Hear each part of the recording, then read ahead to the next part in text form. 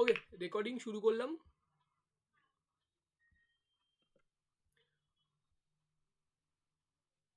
ওকে, সবাই এখানে খুলে রাখো টপিকটা। আশা করি সবার কাছে চলে গেছে দুখানা পিকচার।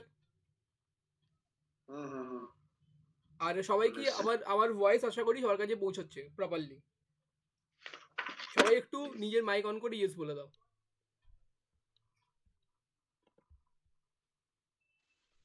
পৌঁছাচ্ছে। পৌঁছাচ্ছে। হ্যাঁ, পৌঁছেছে? হ্যাঁ সব্যসাচী, সৌমেন। ওকে হ্যাঁ ওকে, তো টপিকটা দেখো, ভেরি ইম্পর্টেন্ট টপিক, যে কোনো পরীক্ষায় আসতে পারি। ভারতের নদী নিয়ে। আচ্ছা, এটাকে পরের টপিকটাকে করে নিই আমরা। এইটা কন্যাশ্রী প্রকল্প, এটা সবার আগে করিনি, ভেরি ইম্পর্টেন্ট। ঠিক আছে, one of the most important topic Kanyashree প্রকল্প।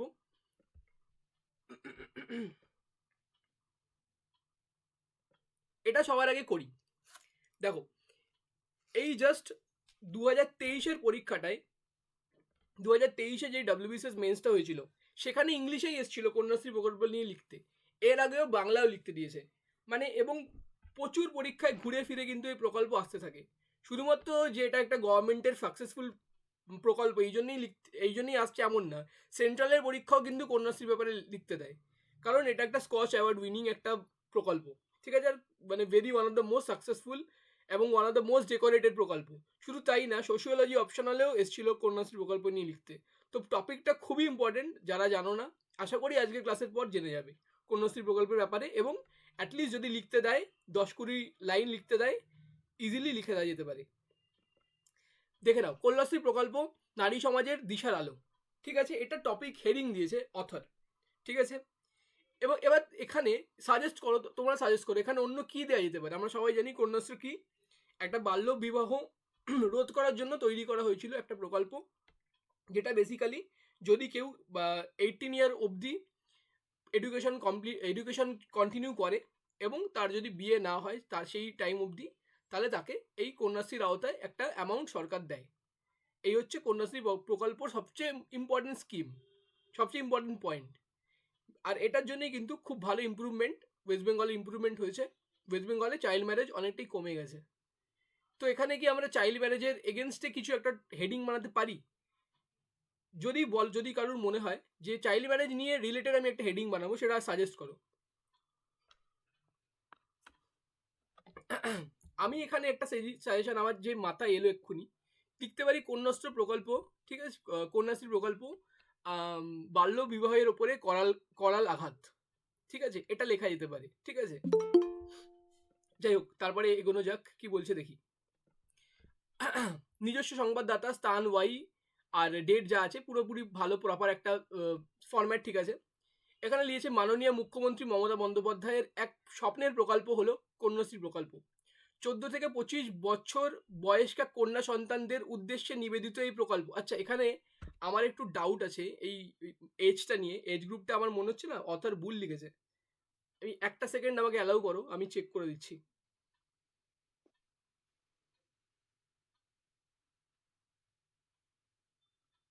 14 থেকে 18 হওয়া উচিত। 13 থেকে 18। ঠিক আছে, একটু অথর এখানে ভুল লিখেছে। ঠিক আছে, 14 থেকে 25 লিখে দিচ্ছে, আমার মনে হচ্ছে 14 থেকে 25। 18-র পর কন্যাশ্রী যেটা K3 স্কিম সেটা মানে পায় হ্যাঁ 18-র হ্যাঁ, পর। আমার মনে হচ্ছে K1 K2 হচ্ছে 18 বছর অবধি, K3 বোধহয় ওটা অবধি আছে, তারপরে বোধহয় আই গেস রূপশ্রী আছে। এটা পুরোটাকেই মনে হয় ইনক্লুড করে দিয়েছে।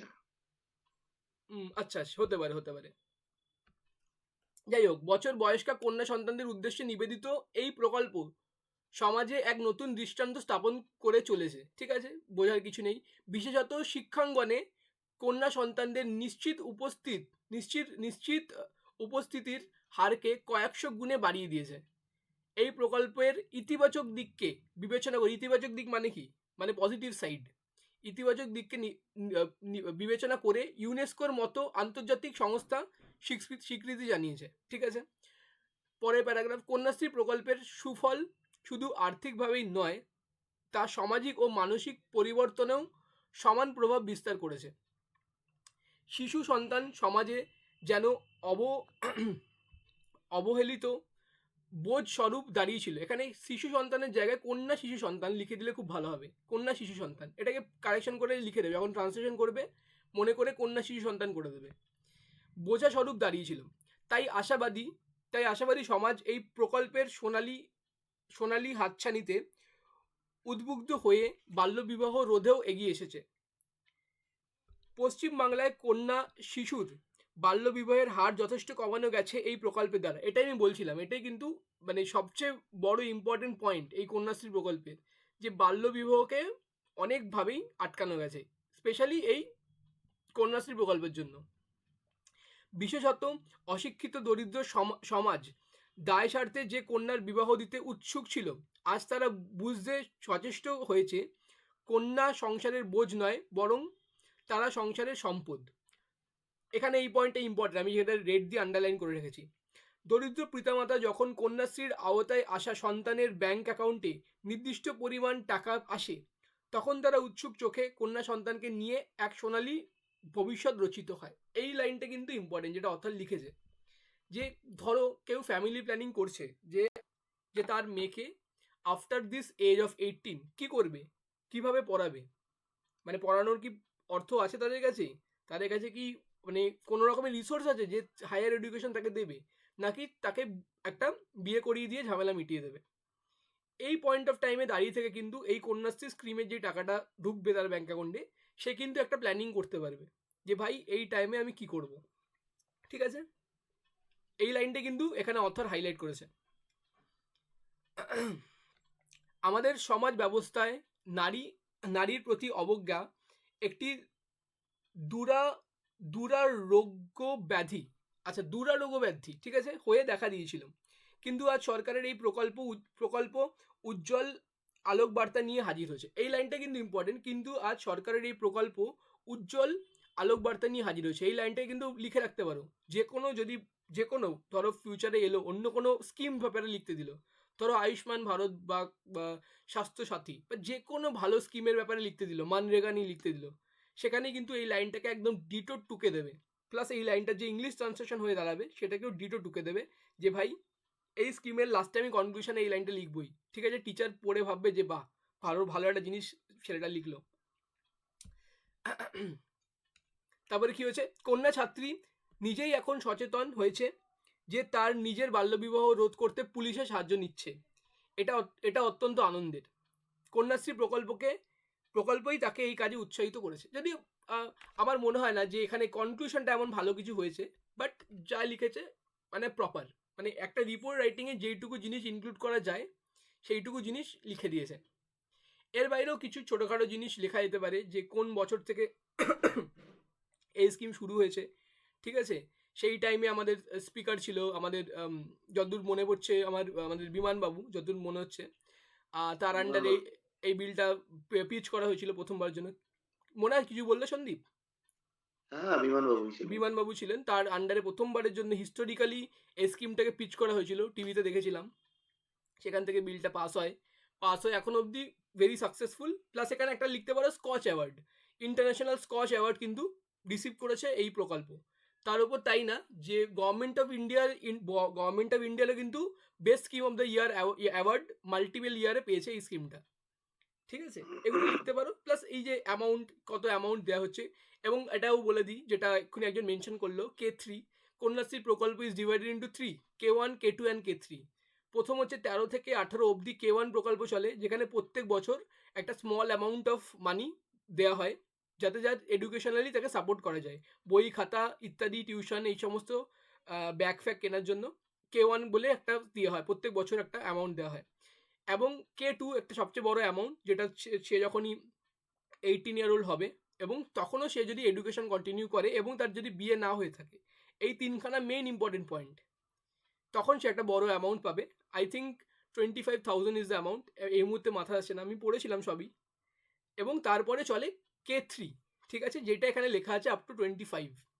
এই তিনটেও লিখে দিতে পারো, K1, K2, K3-তে বিভজিত লিখতে পারো, সময় অনুযায়ী যত ইচ্ছা লেখা যেতে পারে। আচ্ছা, এবার এর পরের চার, নদ নদী pollution, river pollution, very important topic.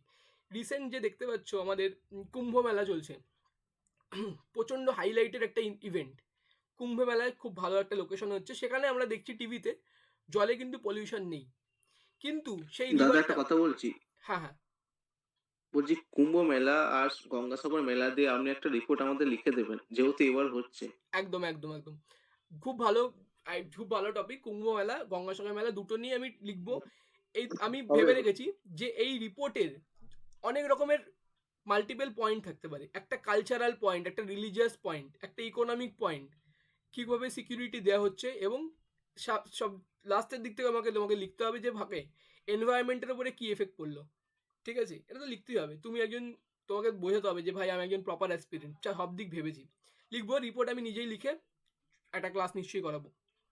যাই হোক, আপাতত যেটা টপিকে ব্যাক করি, যেখানে কুম্ভমেলা হচ্ছে সেখানে কিন্তু টিভিতে দেখাচ্ছে যে টিভিতে আমরা দেখতে পাচ্ছি জল কিন্তু বেশ পরিষ্কার, কিন্তু সেখান থেকে যদি আমরা জাস্ট 50 কিলোমিটার নিচে নেমে আসি গঙ্গাতে, কি দেখবো?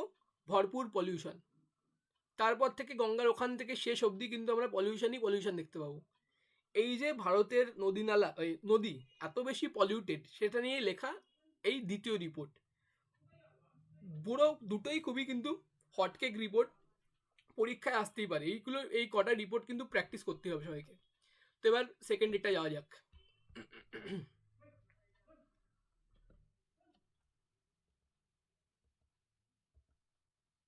ওকে, নেক্সট পিকচারটা সবাই খোলো। ভারতের নদ নদী অমৃত নাকি অমৃত নয় গরলবাহী, ঠিক আছে? খুলেছো সবাই?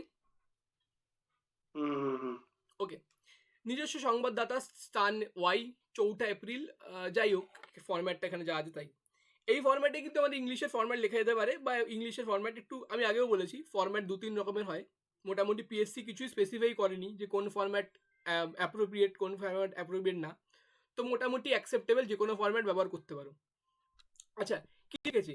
নদী যদি মাতা হয় কমা, তবে একথা হলফ করে বলা যেতে পারে ভারতবর্ষ অচিরে মাতৃহীন হবে। দেখলে একটা টপিকে কি সুন্দর একটা এন্ট্রি নিয়েছে, যে ভারতের নদ নদী। অচিরে মানে খুব তাড়াতাড়ি নাকি? হ্যাঁ, মানে অচিরে মানে একদম, মানে কি বলবো, মানে যেই জিনিসটা মানে হবে, ভেরি সুন হবে, এবং সেই জিনিসটাকে কেউ আটকাতে পারবে না। ঠিক আছে, এমনই একটা জিনিস। ঠিক আছে, দেখো টপিকে ঢুকবে তো এরকম ঢুকবে, ধামাকাদার এন্ট্রি। ঠিক আছে, আর আমি আগেও বলেছি রিপোর্ট রাইটিংয়ে প্রথম লাইন সবচেয়ে বেশি ইম্পর্টেন্ট। পুরো বাকি রিপোর্ট রাইটিংয়ে হয়তো অনেক ভুল থাকতে পারে, কিন্তু প্রথম লাইন এমন ইম্প্যাক্টফুল যদি হয়, টিচারের প্রথম লাইন পড়েই যদি ভালো লাগে, টিচার কিন্তু পুরো বাকি রিপোর্টে তোমাকে এমনি নম্বর দিয়ে দেবে একটা লাইন পড়ে। তো এই হচ্ছে তেমন একটা লাইনের এক্সাম্পল, এই জন্যই আজকের ক্লাসে আমি এই রিপোর্টটাকে তুলে ধরতে চাইছি। দেখো কি বলেছে। সাম্প্রতিককালে, মানে রিসেন্ট ডেজ, সাম্প্রতিককালে প্রকাশিত বিভিন্ন সমীক্ষা মানে সার্ভে, সদ্য প্রকাশিত যে ভারতবর্ষের অধিকাংশ নদ নদী বর্তমানে বিপজ্জনকভাবে দূষণগ্রস্ত। ঠিক আছে, এ দেখো রিপোর্ট রাইটিংয়ে কি লিখবো। দেখো, যখন আমি লিখছি পলিউশনের ব্যাপারে, আমাকে কি করতে হবে? ডেটা দিতে হবে। যে ডেটা মানে আমি তো একটা র্যান্ডম আকাশ দিয়ে বার করে একটা কথা বলতে পারি না। কি বলেছে? দূষণ নিয়ে লিখতে বলেছে সাম্প্রতিককালে ইউনেস্কো বাদ দাও, ইউনাইটেড নেশন বা ডাব্লিউএইচও দ্বারা পাবলিশড একটা রিপোর্ট দ্বারা কি জানা যাচ্ছে? India 95% river polluted. পাতি কথা হয়ে গেল। আমার রিপোর্ট রাইটিংয়ের প্রথমেই টিচার বললো বাহ, রিপোর্ট পলিউশন নিয়ে লিখতে দিয়েছে, ইউনাইটেড নেশনের ডেটা দিয়ে দিয়েছে। এবার আসল কথা হচ্ছে এই ডাব্লিউএইচও কি আদৌ এরকম কিছু রিপোর্ট বানিয়েছে? হয়তো বানায়নি। ঠিক আছে, বাট আমি আমার লেখার জন্য লিখে দিলাম। ঠিক আছে, এটা আমি একটা খুবই কন্ট্রোভার্সিয়াল ব্যাপার, যে যখন তুমি কোনো ডেটাকে পিচ করছো, সেই ডেটাকে কি অরিজিনাল ডেটা হতে হবে কি হবে না। কিছু ফ্যাকাল্টি বলে যে ভাই অরিজিনাল ডেটাই দাও, কিছু ফ্যাকাল্টি বলে না, তুমি তোমার মন গড়া ডেটাও দিতে পারো, কিন্তু তোমার ডেটাটা যেন বিশ্বাসযোগ্য হয়। আমি পার্সোনালি কিন্তু নিজের মন গড়া ডেটা অনেক জায়গায় ব্যবহার করে থাকি। ঠিক আছে, প্রথম কথা, মানে প্রত্যেকটা বছর প্রচুর ডেটা পাবলিশ হয়, মানে লক্ষাধিক কোটির ওপরে ডেটা পাবলিশ হয়। কারোর জন্যই পসিবল না যে সে প্রত্যেকটা জিনিস বসে বসে দেখবে, আর টিচারের জন্যও পসিবল না যে সে গুগল থেকে ভেরিফাই করবে তোমার ডেটা। টিচার যখন তোমার খাতা চেক করবে, তার কাছে অত সময় নেই যে তুমি যে ডেটাটা লিখেছো ও বসে গুগলে চেক করবে উনি।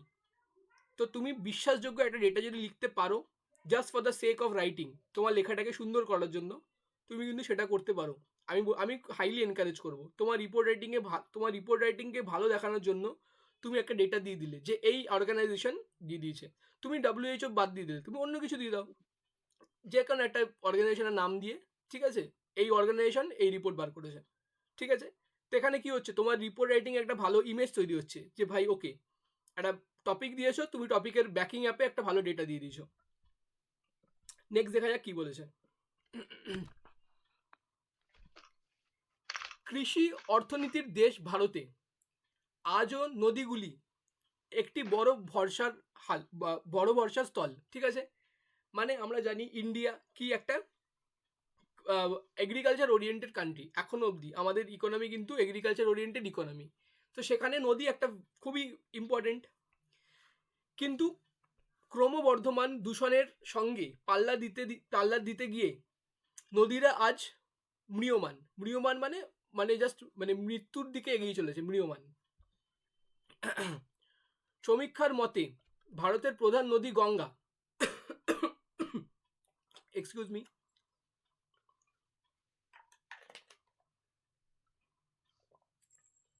সমীক্ষার মতে ভারতের প্রধান নদী গঙ্গা হরিদ্বারের পর থেকে যে জল বহন করে আনে তা গঙ্গা জল নয়, সমগ্র উত্তর ভারতের নিকাশি নালার জল, ঠিক আছে। এই যে আমরা কি বলি, আমাদের রিলিজনের মধ্যে একটা ব্যাপার আছে যে গঙ্গা জল সবচেয়ে পবিত্র, গঙ্গা জলে যেখানে থেকে ইচ্ছা আমরা গঙ্গা জল পান করে নিতে পারি, গঙ্গা জল মাথায় ছিটিয়ে আমরা কি হলো, আমরা পবিত্র হয়ে গেলাম, শুদ্ধ হয়ে গেলাম।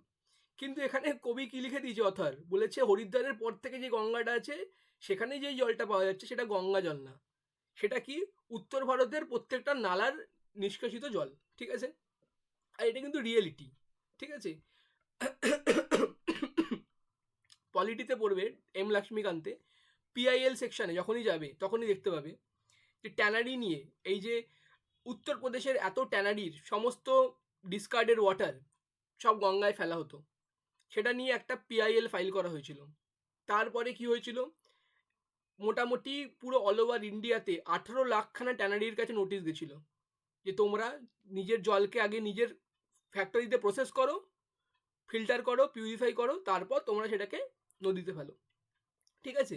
তো মানে আমরা ভাবি জুডিশিয়ারি কিছু করে না, বাট তুমি যখন দেখবে পলিটি পড়বে বুঝতে পারবে জুডিশিয়ারির পাওয়ার কত বেশি, ঠিক আছে। তো ওটাই এখানে কবি লিখেছে যে উত্তর ভারতের সমস্ত যত নালা আছে সেই নালার যত সব বাজে জল, সেই জলটাই গিয়ে গঙ্গার মধ্যে মিশছে। তারপরে কি বলেছে, আচ্ছা, প্রধানত অপরিকল্পিত নগরায়ন। নগরায়ন মানে কি, নগরায়ন মানে আমাদের আরবানাইজেশন, মানে অপরিকল্পিত মানে মানে ঠিকঠাক পরিকল্পনা করা হয়নি, নগরায়ন, ঠিক আছে। অপরিকল্পিত শিল্পায়ন মানে ইন্ডাস্ট্রিয়ালাইজেশন, এবং শিল্পকেন্দ্রগুলির প্রত্যেকটারই নিকটস্থ নদীতে বর্জ্য প্রেরণের যে ঐতিহ্য রয়েছে সেই ঐতিহ্যকে কোনোভাবেই খর্ব করা যাচ্ছে না, ঠিক আছে। মানে যেখানেই কোনো শিল্পকেন্দ্র আছে তারা কি করছে, নিকটবর্তী নদীতে কি করছে, নিজেদের আমাদের বজ্র ফেলে দিচ্ছে সেখানে গিয়ে, ঠিক আছে। এবং এই ঐতিহ্যকে কোনোভাবে বন্ধ করা সম্ভব হচ্ছে না, ফলে নদী যেমন নাবত্তা হারাচ্ছে, তেমনি নানা রকমের দূষিত পদার্থ, এমনকি নানা ভারী ধাতুর অস্তিত্ব, মানে ভারী ধাতু মানে কি, হেভি মেটালস লাইক মার্কিউরি, ঠিক আছে, এমনকি নানা ভারী ধাতুর অস্তিত্ব নদীর জলগুলিতে পাওয়া যাচ্ছে। এতে নদী নির্ভর জনজীবনের পাশাপাশি জলের বাস্তুতন্ত্র উভয় ক্ষতিগ্রস্ত হচ্ছে, ঠিক আছে। দেখো এই জায়গাটা কিন্তু ভেরি ইম্পর্টেন্ট, ঠিক, খুব ভালো করে অনেকগুলো পয়েন্ট কিন্তু বুঝিয়েছে, ঠিক আছে। প্রথমে যে ভেরি ইম্পর্টেন্ট ওয়াটার পলিউশন আমরা সবচেয়ে ইম্পর্টেন্ট জিনিস পড়ি সেটা হচ্ছে হেভি মেটালস। যখন জল দূষিত হয় তখন জলের মধ্যে হেভি মেটালস মিশে যায়, মার্কিউরি পাওয়া যায়, লেড পাওয়া যায়, আর্সেনিক পাওয়া যায়, ঠিক আছে। দেখবে একটা রিপোর্টের এসেছিল ডাব্লিউবিসিএস আসা কোয়েশ্চেন, যে ওয়েস্ট বেঙ্গলের মোটামুটি 70% ground water is polluted with arsenic. ফারাক্কাতে আছে আমাদের আর্সেনিক পিউরিফাইং সেন্টার, যেখান থেকে বা ওখানে আমাদের মোটামুটি সাউথ বেঙ্গলে যে ওপরের দিকের স্টেটগুলো, মুর্শিদাবাদ, ওই সমস্ত স্টেটগুলোতে যেখানে পিউরিফাইড জল পাঠানো হয়। ওয়েস্ট বেঙ্গলের 70% জায়গাতেই আমাদের গ্রাউন্ড ওয়াটার আর্সেনিক দ্বারা দূষিত, ঠিক আছে। এবং তাছাড়া লেড আছে, মার্কিউরি আছে। গ্রাউন্ড ওয়াটারে মার্কিউরি যখন থাকে তখন একটা খুব ডিজিজ হয়, সেই ডিজিজটার নাম মিনামাটা ডিজিজ, ঠিক আছে। আমাদের যারা পরীক্ষা দিই কম্পিটিটিভ তারা তো জানবোই, প্রত্যেক মানে বারংবার পরীক্ষায় কোশ্চেন এসছে যে মিনামাটার ডিজিজ কোন মেটালের জন্য হয়, মার্কিউরি মেটালের জন্য হয়। ঠিক আছে, এগুলো পুরোটাই কিন্তু জলের মানে ওয়াটার পলিউশনের জন্য হয়, এটাই কিন্তু এখানে অথর লিখে দিয়েছে। দেখো এই রিপোর্ট রাইটিংটা না প্রচণ্ড বেশি ডেটা আছে, এই জন্য এই রিপোর্ট রাইটিংটা আমি চুজ করলাম, কারণ এটা পড়লে প্রথমত অনেক কিছু জানতে পারবো, একটা রিপোর্ট রাইটিংয়ের ব্যাপারে আমরা জানতে পারবো, একটা বেঙ্গলি রিপোর্ট রাইটিং কীভাবে লিখবো সাজাবো, এবং এটাকে ট্রান্সলেশন করলে জানতে পারবো আমরা সেটাকে ইংলিশে যদি কোশ্চেন কোনোদিন আসে আমরা কিভাবে কি লিখতে পারি। আচ্ছা নেক্সট যাওয়া যাক কি বলেছে। গঙ্গা অ্যাকশন প্ল্যান থেকে নমামি গঙ্গে, ঠিক আছে দেখো দুখানে কিন্তু ইম্পর্টেন্ট স্কিম কিন্তু দিয়ে দিয়েছে। গঙ্গাকে পরিশোধিত করার প্রচেষ্টা আজও সম্পূর্ণরূপে ফলপ্রসূ হতে পারেনি। ঠিক আছে দেখো ভালো জিনিস লিখেছে, বলছে গঙ্গা অ্যাকশন প্ল্যান আছে, নমামি গঙ্গা প্ল্যান আছে, কিন্তু সেগুলো এখনো অবধি ঠিকঠাকভাবে এক্সিকিউট হয়নি, তাই এরূপ প্রকল্পগুলির ওপর আরও জোর দিতে হবে। ঠিক আছে, তারপরে লিখেছে দেখো কেন্দ্র রাজ্য যৌথ উদ্যোগে, ঠিক আছে এখানে আমি লিখতে পারবো, এখানে একটা জিনিস আমি লিখতে পারি যেটা আমি সবসময় লিখি, ইংলিশে লিখি, governmental and non governmental collaboration. যেমন অনেক এনজিও আছে যারা কিন্তু গঙ্গাকে পরিষ্কার করতে সাহায্য করে, প্রচুর এনজিও আছে যারা নিজেদের ফান্ডিংয়ে গঙ্গাকে পরিষ্কার করে এবং অন্যান্য নদীকে পরিষ্কার করে। ঠিক আছে, তো এখানে আমরা কী লিখতে পারি, সরকারি এবং বেসরকারি, সরকারি বেসরকারি এবং আমাদের নাগরিক বৃন্দের সম্মিলিত আমাদের কি এফর্ট। ঠিক আছে, মানে governmental non governmental and citizenships collaborative effort, ইংলিশে আমরা এই ওয়ার্ডটাকে লিখতে পারি। যদি একই সাথে এতগুলো ওয়ার্ডকে লিখে দাও টিচার কিন্তু খুবই ইমপ্রেসড হবে এই লাইনটাকে দেখে। কি বলেছে, যৌথ উদ্যোগের রাজ্যের প্রতিটি বিপন্ন নদীগুলি রক্ষার্থে উপযুক্ত প্রকল্প গ্রহণ অবশ্য উচিত। ঠিক আছে, দেখো কি বলেছে, খুব ভালো লাইন কিন্তু লিখেছে। দেখো এই মানে যে রিপোর্টটা যে লিখেছে না সে খুবই অনেক ভেবে চিন্তে লিখেছে। সেখানে কি বলেছে, প্রত্যেকটা রাজ্যের লোকালভাবে প্রত্যেকটা নদীকে বাঁচাতে হবে এবং সেইগুলোর জন্য ফান্ডিং কে দেবে, রাজ্য এবং সেন্ট্রাল দুজন মিলে। ঠিক আছে, দেখো খুবই ডেপথে গিয়ে ভেবেছে, আমাদেরকে আপাতত অত ডেপথে ভাবতে হবে না।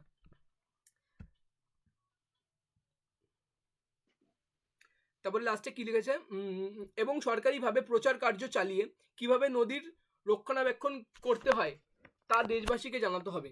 সরকারি স্তরে সম্যক পরিকল্পনা সর্বাগ্রে গ্রহণ করা প্রয়োজন। আমরা ভারতে আরও একটি নর্মদা বাঁচাও আন্দোলন চাই না। দেখেছো লাস্টের লাইনটা খুব কনক্লুশন, খুব দারুণ কনক্লুশন হয়েছে। নর্মদা বাঁচাও আন্দোলন আমরা জানি মেধা পাটকার, বাবা আমতে এক্সেট্রা ছিল, মানে ইন্ডিয়াতে যত রকমের এনভায়রনমেন্ট আন্দোলন হয়েছে সেখানে চিপকো মুভমেন্টকে যদি আমি সবার প্রথমে রাখি, দ্বিতীয় আমি রাখবো নর্মদা বাঁচাও আন্দোলনকে। এত বড় ইন্টেন্স একটা আন্দোলন হয়েছিল যেটা ভায়োলেন্ট হয়ে গেছিল, অনেক বছর ধরে চলেছিল। সেই টাইমে আই থিঙ্ক ভিপি সিং ছিল আমাদের প্রাইম মিনিস্টার নর্মদা বাঁচাও আন্দোলনের টাইমে। মানে দারুণ একটা আন্দোলন, নর্মদাকে বাঁচানোর জন্য একটা আন্দোলন হয়েছিল, যাতে নর্মদার ওপরে একাধিক যে বড় বড় বাঁধ হচ্ছিল সেই বড় বড় বাঁধের জন্য কি হচ্ছিল, ওয়াটারের ইকোসিস্টেম নষ্ট হচ্ছিল, এবং বাঁধ হলে কি হয় আশেপাশের প্রচুর জঙ্গলকে কাটতে হয়, মানে প্রচুর মানে একর একর জঙ্গলকে উড়িয়ে দিতে হয়। তো সেইটার জন্য কি হয়েছিল, বড় আন্দোলন হয়েছিল। বলছিল যে আমরা যে যেমন নর্মদা বাঁচাও আন্দোলন করে কোনোভাবে আমরা নর্মদাকে বাঁচাতে পেরেছিলাম, ঠিক আছে, তেমনই আমরা চাই না যে আমাদের ভারতবর্ষে আরও গঙ্গা বাঁচাও আন্দোলন হোক। চলো এই দুটো টপিক এবার তোমাদের টাস্ক থাকবে, জাস্ট 20 মিনিট করে আমি দেবো, দুটো টপিককেই ইংলিশে লিখে ট্রান্সলেট করতে হবে। ঠিক আছে, একটু একটা কাজ করো, 40 থেকে শুরু করবে, 8:40 থেকে লেখা শুরু করবে, 3 মিনিট টাইম নাও, টপিক দুটো পড়ে নাও একবার নিজেরাই। যদি কোনো ওয়ার্ড বুঝতে না পারো আমাকে বলো, আমি এক্ষুনি ওয়ার্ড বুঝিয়ে দেবো, ওয়ার্ডের মানেটা বলে দেবো, এবং তার সাথে সাথে লেখা শুরু করো। যেই টপিকটা বেশি ইন্টারেস্টিং লাগছে, বেশি ইজি মনে হচ্ছে, আগে সেটাই লেখো। লেখা হয়ে গেলে ইমিডিয়েটলি গ্রুপে পাঠিয়ে দেবে, আমি সঙ্গে সঙ্গে চেক করা শুরু করে দেবো।